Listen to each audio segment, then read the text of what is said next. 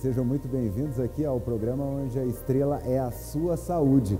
E a gente não podia, nessa segunda temporada, deixar de chamar um dos nossos entrevistados mais queridos e que até hoje a gente recebe perguntas lá no YouTube sobre ele, hein? Então a gente vai falar com o tricologista Domingos Coelho, uma das maiores autoridades do Brasil quando a gente fala de cabelo, pelos, transplante. E não é só transplante de cabelo, não. Tem transplante de sobrancelha, transplante de barba. Você que acha que isso é bobagem? E aquela pessoa que perdeu a sobrancelha num acidente? Para ela, faz toda a diferença. Além disso, a gente também vai tratar de uma polêmica agora nas redes sociais, que inclusive, coitado das crianças, a internet está chamando de bebês lobisomem. E estão dizendo que a culpa é do minoxidil por crianças estarem nascendo cabeludas. Então não sai daí não, hein?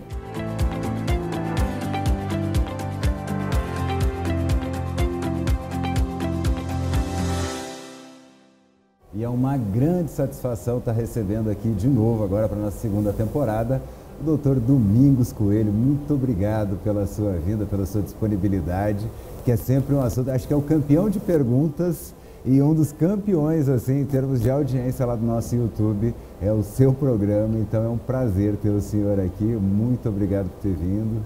Eu que agradeço a oportunidade de esclarecer aí um pouquinho sobre os cabelos, sobre o transplante capilar, aos espectadores que estão vendo a gente hoje aí.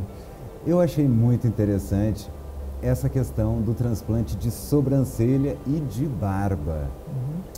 É o mesmo processo do cabelo ou o couro cabeludo é diferente da pele do rosto, por exemplo? Para fazer o transplante de barba, a gente pode usar tanto pelos da barba como pelos do couro cabeludo.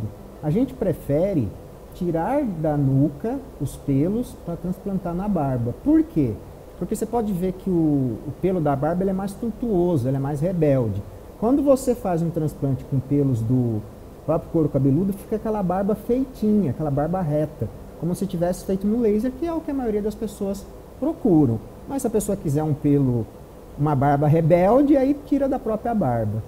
Em relação ao transplante de sobrancelha, a gente também tira dessa região, porém mais lá embaixo tem os pelos mais fininhos, porque a sobrancelha tem os pelos mais finos do que do couro cabeludo. Então a gente tira de algum lugar mais embaixo, que ele é um pouquinho mais fino. E até quando eu comentei isso, até a pessoa falou, nossa, mas transplante de barba, ai, que bobagem. Eu falei, olha, gente, eu vou ser sincero com vocês, eu já sofri um acidente uma vez de moto e eu tava com aquele capacete formiga atômica, sabe aquele capacete que não tem a viseira?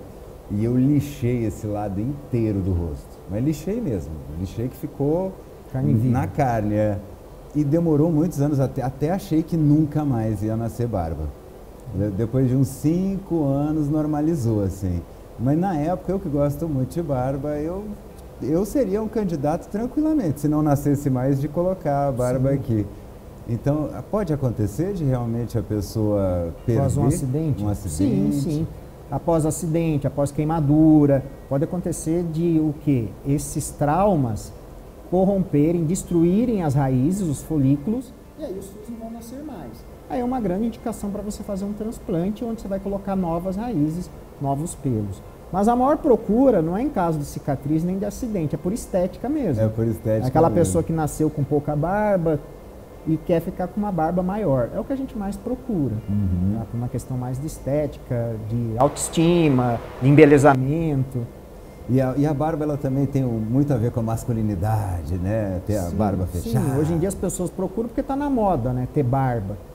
Antigamente, até pouco tempo atrás, não tinha tanto essa moda. Como hoje tem, muita gente procura a gente para ter uma barba mais viçosa, uma barba mais cheia, até mesmo para ficar mais na moda, né? Achei interessante, você falou, realmente os pelos da barba, eles são mais duros, eles são mais rebeldes. Mais rebeldes. Né? Tem algum jeitinho de deixar ela mais bonitinha, assim, de afinar? Não, normalmente você pode fazer a mesma coisa que você faz no cabelo, você pode fazer na barba, são pelos. Você pode usar alisante, você pode usar condicionador, você deve escovar. Então, os mesmos cuidados que você tem no couro cabeludo, você tem que ter na barba, que normalmente as pessoas não têm, né? Você não vê a pessoa escovando barba, passando condicionador em barba. simplesmente a pessoa não faz nada, só apara, né? Aí vai ficando cada vez mais rebelde. Inclusive, eu vou confessar, eu só penteio para vir para cá pro programa, porque quando eu tô em casa, deixa ficar do jeito que mas tá. aí passa um condicionador, passa um creme e penteia que ele vai ficando com um formato um pouquinho melhor. Mas, porém, eles são pelos grossos, né, o da barba. Por isso que eu falei que eu faço o transplante usando pelos do couro cabeludo. Porque você imagina aqui atrás, ele é mais retinho, mais lisinho, então fica aquela barba que a gente fala até do Gustavo Lima, toda desenhada. E na hora que você faz esse transplante com esses pelos, a barba fica desenhadinha, fica perfeita. Que é o que as pessoas mais procuram, uma barba desenhada. Antigamente falava barba era petista, eu lembro disso, uns 20 anos atrás, só que não dava barba, era sindicalista, né? Até a minha mãe, quando eu andava de barba, tu parece alguém sindicalista. Aí os sertanejos começaram a usar e aí agora tá todo mundo usando. Todo mundo está usando e tem uma procura bem grande aí de pessoas querendo fazer o transplante de barba por estética, né? O bulbo, né, que a gente fala, que até estava aparecendo aqui no telão, o bulbo capilar da barba, ele é igual ao bulbo capilar aqui da cabeça? Ele é igual. Que olha aí, ó, Os pelos, eles têm a mesma fisionomia, né? De todas as regiões. Eles têm a raiz, ele tem o pelo eretor do músculo, ele tem a glândula sebácea, ele tem as mesmas estruturas em qualquer parte do corpo. O que muda? O que muda são espessuras e algumas características em relação ao crescimento. Cresce mais que o cabelo? Sim. Cresce? O cabelo é 1,5 centímetro. Eu lembro que a primeira vez que o senhor veio, inclusive, foi para desmentir um soro que dizia que fazia o cabelo crescer 7 centímetros por mês. Varia de 1 centímetro, 1,5 centímetros por mês. A barba é bem semelhante ao do couro do cabelo. Agora a sobrancelha, ela já tem um crescimento bem mais lento do que o do couro cabeludo. Então, quando a gente faz o transplante de sobrancelha, a gente tem que lembrar o seguinte: a pessoa vai ter que ficar toda hora aparando a sobrancelha, porque ela vai crescer mais rápido do que os pelos da própria sobrancelha que ela tinha antes. Em relação à barba, não tem tanta diferença. E as pessoas não se incomodam, entendeu? Mas a sobrancelha, ela realmente tem um crescimento bem mais lento do que o do couro cabeludo. Geralmente a pessoa deixa sempre mais ou menos no mesmo nível, não vai dar para reparar isso. Agora a sobrancelha, doutor, se deixar aqui, ela emenda aqui em cima. Ela emenda. Então, aí se você fizer um transplante de sobrancelha, infelizmente você vai ter que ficar aparando essa sobrancelha toda semana, né? Porque senão vai crescer mais rápido, sim. Tá? Cresce não igual os pelos do couro cabeludo, mas intermediário, um crescimento intermediário. Não, para mim, eu brinco muito. Uma vez por semana eu tiro e parece que alguém cortou o cabelo na pia, assim, é terrível. E a sobrancelha às vezes tem uns redemoinhos, assim, eu tenho um aqui que ela cresce para cima. Por que dá redemoinho no cabelo? É por causa das angulações dos pelos, né? Quando você tem você pode ver que atrás, normalmente ele é mais perpendicular, vai mais retinho e desce para baixo. Algumas pessoas essa angulação muda, ela fica um pouquinho mais para o lado, aí dá o redemoinho, por causa da angulação do pelo, entendeu? Não tem nenhuma alteração, não tem nenhuma patologia, normal, só muda a angulação. Normal. Isso é muito bom. E eu queria entrar num tema que dominou as redes sociais aí nos últimos tempos, que a gente nunca sabe, né, se é fake news, se é news de verdade, mas falando em crescimento de cabelo, a gente viu várias fotos, inclusive eu não vou mostrar aqui as fotos que são crianças, então a gente tem até né, a internet pode tudo, mas TV a gente tenta sempre manter o respeito e a ética. Então a gente viu várias fotos de crianças bem cabeludas assim, recém-nascidos já com a barba do Gustavo Lima, como o senhor falou. E aí as pessoas estão dizendo que é o minoxidil, que o pai usava o minoxidil, a mãe usava o minoxidil e a criança nasceu. Isso acontece? Isso é real? Isso? Então, existe... Senão as pessoas vão entrar em pânico. Né? Vamos esclarecer. Existe uma doença rara, que chama hipertricose congênita universal. Como o nome diz, ela é congênita, ela é genética. A criança já nasce com essa predisposição por causa de um gene. E ela se caracteriza por quê? Por pelos no corpo todo. É tipo um lobisomem mesmo. Só que é muito rara essa doença, tá? No caso, as crianças que têm essa doença rara, o tratamento é a remoção dos pelos via laser. Antigamente, como não tinha o laser, aí surgiu esse estigma dos homem-lobisomem, que até ficava em circo, aquelas pessoas totalmente peludas. Na realidade, elas tinham uma doença, que é essa hipertricose congênita universal. Isso é uma coisa. Outra coisa é, se você pegar o minoxidil e passar na pele de bebês, ou sem querer esses bebês entrarem em contato com o minoxidil, sim, vai crescer pelos pelo corpo desses bebês. Porém, você suspendendo o minoxidil, em poucos tempo, volta tudo ao normal. Ao contrário da doença do lobisomem, que não voltava ao normal porque não era causada por um remédio, era causada por um gene. Pela genética. Como é que é o nome da doença mesmo? Hipertricose congênita universal. Essa é a doença do lobisomem. O que aconteceu com as crianças, pelo menos essas da Inglaterra, né, é que elas entraram em contato com o minoxidil e aí cresceu pelos. Porém, suspendeu-se esse minoxidil e aí voltou tudo ao normal.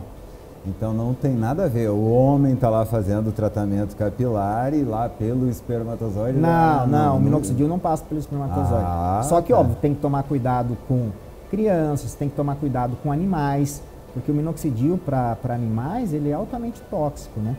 Verdade? Sim. Então caiu em cima do meu cachorro, tem que lavar na hora. Tem que lavar na hora e deixar num lugar que o seu cachorro não vai mexer.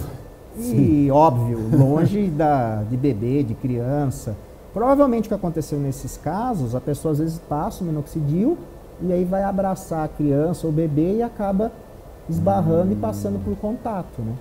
E a gente não pode esquecer que depois do parto, algumas mulheres experimentam uma queda de cabelo, né? E talvez ali... Sim, depois do parto você tem uma doença que chama eflúvio telógeno, onde esses cabelos normalmente começam a cair em torno de 2, 3 meses após o parto. Aí a mãe tá lá, vai fazer o tratamento, aí tem que tomar, bem a mão. não lava bem a mão, pega na criança, sim, pode nascer pelo. Então é um contato praticamente que direto, sem querer, mas é um contato direto. É igual quem vai para a praia e toma caipirinha e mancha, que aí deixou o limão cair, manchou. Teve uma fitodermatose, que se fala, que é aquela mancha escura que tem do limão. O minoxidil caiu na pele, não lavou, não tirou da mão, esbarrou numa criança, pode passar e nascer pelo nessa criança sim. E eu não sabia que para pets, então, é tóxico. Sim. Eu queria ter, pegou o caramelo lá, eu quero ter um caramelo peludo, não pode usar minoxidil. Não pode usar de jeito nenhum. E quais foram, assim, as últimas... Eu fico imaginando, antes do laser, o estigma que essas pessoas que tinham a hipertricose congênita sofriam, né? Porque era mais ou menos isso que o senhor falou. Acabava, quem era muito alto, aí era diferente, então vai lá e era uma doença também, acabava indo parar no circo, aí aquela criança toda peluda também vai parar em algum tipo de espetáculo, assim, né? Circense. E não tinha nem depilação antigamente, né? Não dava para fazer uma coisa dessa. E o laser, ele mudou muito, né, a vida das pessoas. O laser, ele começou a ser utilizado para fazer esse desenho em cabelo a partir de que década, assim? A partir de que ano? Normalmente os lasers começaram a ser feitos a partir da década de 80, né? Nossa, quer dizer... É recente, né? Mas querendo ou não, a gente já tem 40 anos de segurança em relação ao laser. Já dá para dizer que foi... Sim, antigamente eram lasers maiores, doloridos, doía muito. Hoje em dia você tem uma evolução onde você faz o laser para tirar pelos totalmente indolor. Você não vai sentir dor nenhuma. Zero dor. Zero dor. Os mais sofisticados, antigamente queimava bastante. Não, antigamente queimava muito, era muito dolorido. Hoje os lasers mais modernos, eles minimizam muito essa questão da dor. E o laser, ele é para tirar, né? Tem algum, por exemplo, um ultrassom? Não, existem lasers que estimulam o crescimento capilar também. Sim.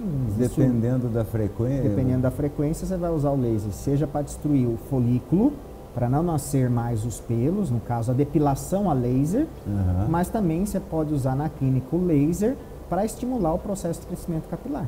Aí deixa ele mais fraquinho, só para dar aquele susto no bulbo. Não, deixa ele mais forte, né? Ah, é? E ele não vai queimar o Não, bulbo? porque aí é outro laser. Um laser apropriado. É outro tipo. Não é o mesmo laser outra que máquina. serve...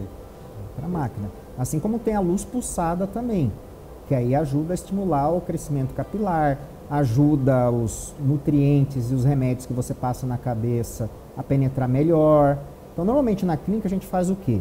A gente faz, por exemplo, uma mesoterapia, que é o quê?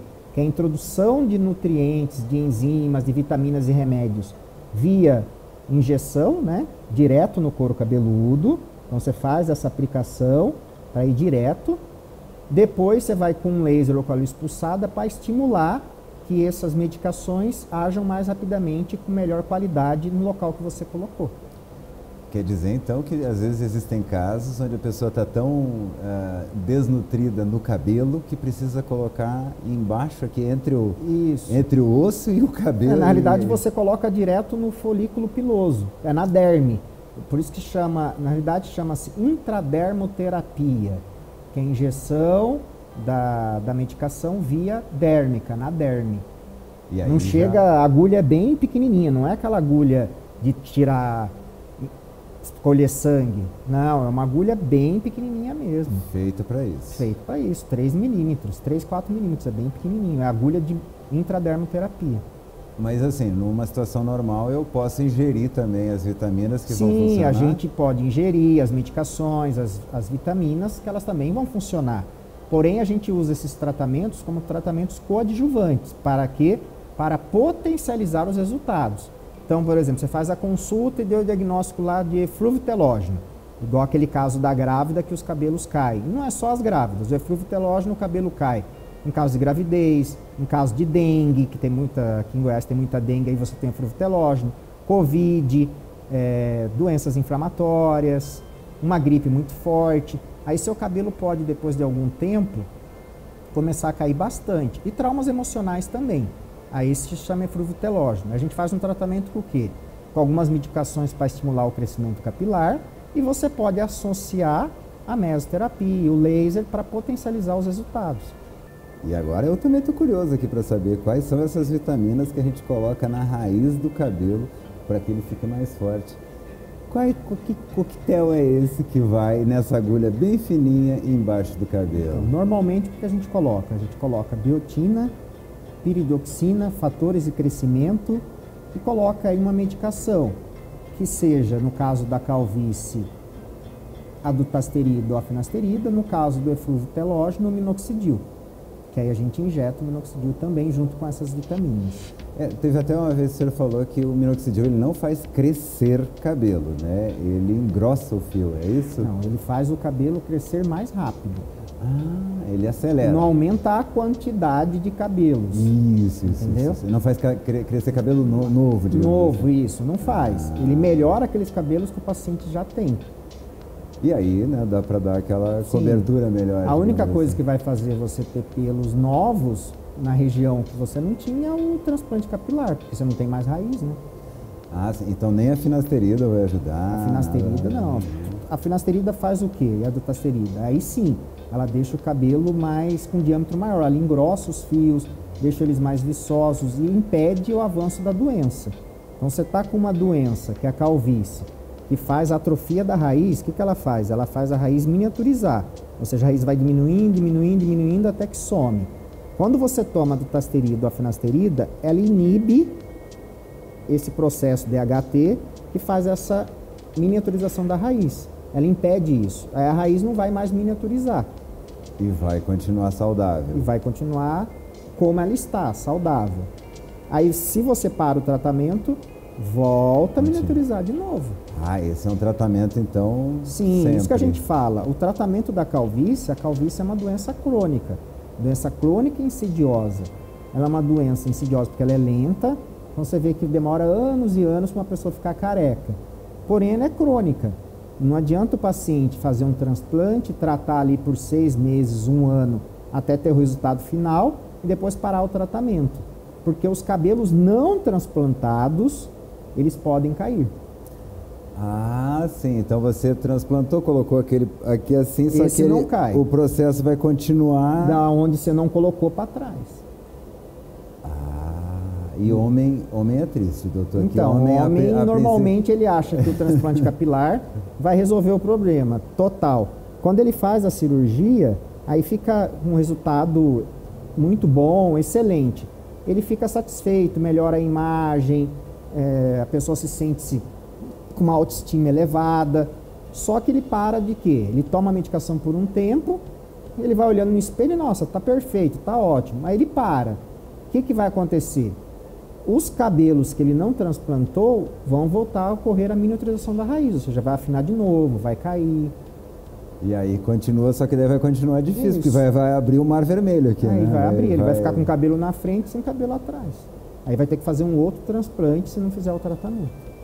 E homem tem dificuldade de fazer tratamento. Hoje em dia, como a gente explica bem na consulta, dá uma orientação adequada, normalmente eles se aderem bem. Mais tranquilo. Mas quando chegam, a maioria chega sem fazer tratamento.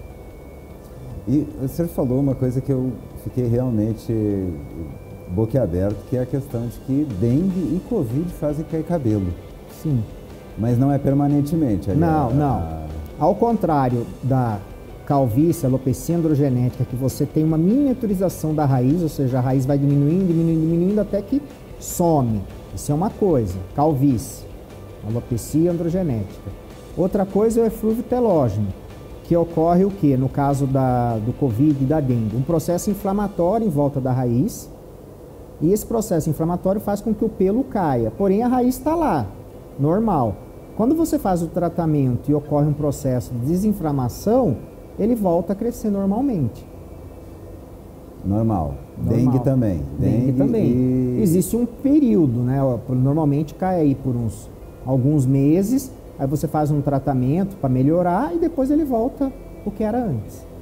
E no caso da grávida, né, que a gente estava falando, que 3 meses depois tem aquele desequilíbrio hormonal enlouquecido. E aí começa a cair bastante o cabelo. Tem como prevenir isso ou é natural? Não, isso é natural, porque o que ocorre? Por causa dos estrógenos, durante o período gestacional, o cabelo não cai. E a gente sabe que o cabelo ele tem uma troca. O cabelo ele nasce, desenvolve, cai.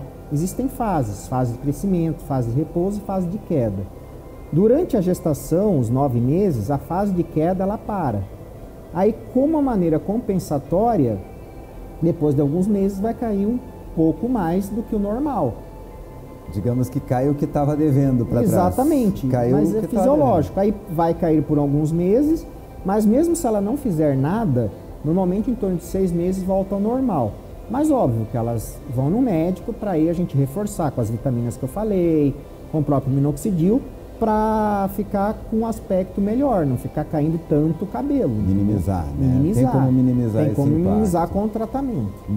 E durante a gravidez, realmente, a mulher chega a ficar orgulhosa do cabelo. O cabelo fica lindo, Sim. né? Com a combinação química ali dentro, né? Aí fica lindo. Aí quando nasce e vai pagar a dívida, bate desespero na mulherada. Sim, as mulheres ficam bem desesperadas, mas a gente tenta acalmar, entra com algumas medicações que vão diminuir um pouco essa queda. E mexe muito com a autoestima, né?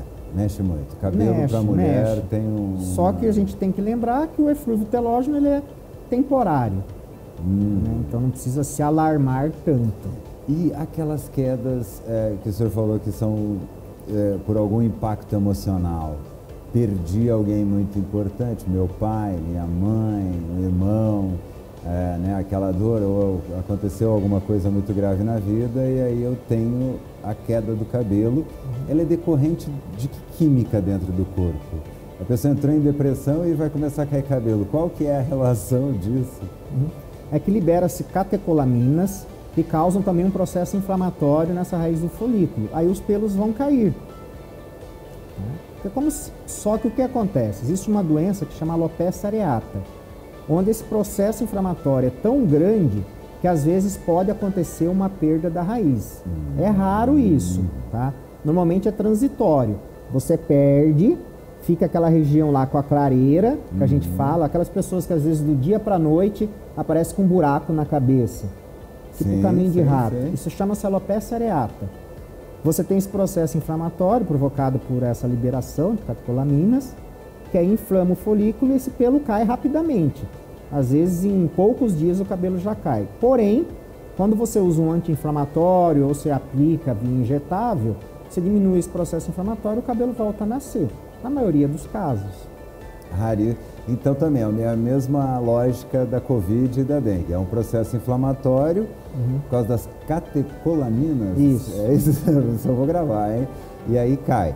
Passou a inflamação, volta de novo. Sim.